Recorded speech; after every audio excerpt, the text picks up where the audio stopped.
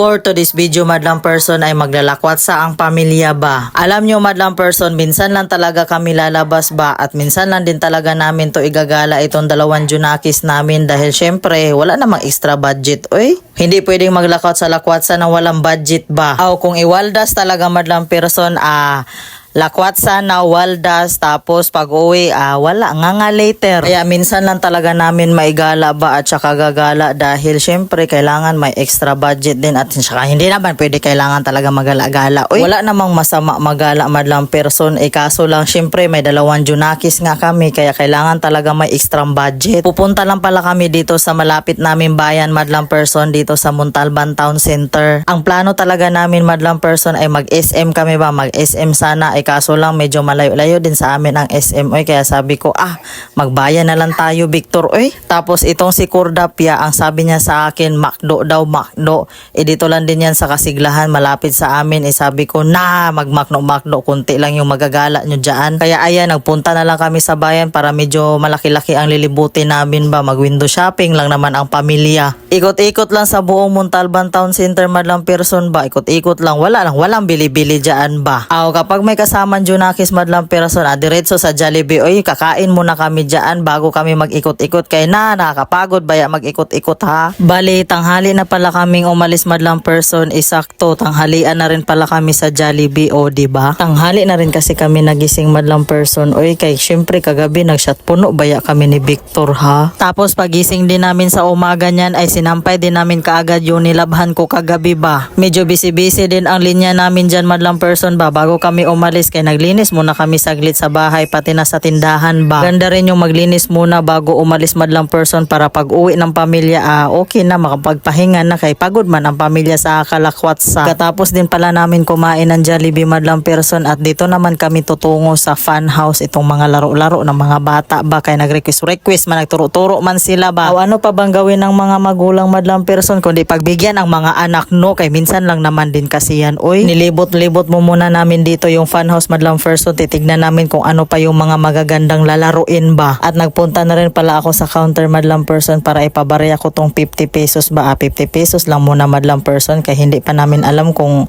magugustuhan ba nila yung mga ano-ano dito, mga laro-laro. Kaya ayan, inuuna namin tong may kutsi-kutsihan dito ba. Tapos ang driver si Cordapia na hindi talaga to nagpapatalo tong bunso namin. Oy, tapos si Victor na ang pinahulog ko dyan sa tokens madlang person at ayan na nga, nag-drive na si Cordapia. Tignan mo, parang correct talaga tong batang ere ba. Pagkatapos namin sa kutsi-kutsihan madlang person ay dito naman kami sa basketball na pambata ba kay si Kuya Jik mahilig man yan sa bula madlang person. Oy, pagkatapos rin sa basketball madlang person, dito naman kami sa palo-palo. Ano ba yan? Oy, may lumalabas dyan tapos papaluin ba. Tapos ito pang si Cordapia, nagturo-turo siya sa ama niya kaya ayan yung ama niya, no choice kundi laruin na lang pero wala naman silang nakuha dyan sa operator. Wala talaga ba. At bumalik din pala kami sa kutsi-kutsihan madlang person kay tinuro ni Kuya Jik na gusto niya palang mag-drive kaya ayan, pinagbigyan din namin si Kuya ba. Sige lang mga anak, mag-practice lang kayo mag-drive ba kay para habang bata pa marunong na kayo kay puhon ipagloob ni Lord kung may bibigyan tayo ng kutsi ba di ba, malay natin. Kaya ayan madlang person, tumawid kami sa kabila kay gusto magpa-massage ni Victor ba kaya ayan, akala namin umandar itong escalator kaya wala man, di maghagdan-hagdan na lang ba. Ay, masakit-sakit man daw ang likod niya madlang person ba kay pagbigyan si Victor. Oy, kay ayoko rin maghilot-hilot ng hard kay masakit ng atong kamay ko. Tapos natawa pa ako dyan kay Jinjin madlang person ba kay na-curious siya kay bakit daw andyan yung daddy niya. O diba, tingnan nyo naman kung gaano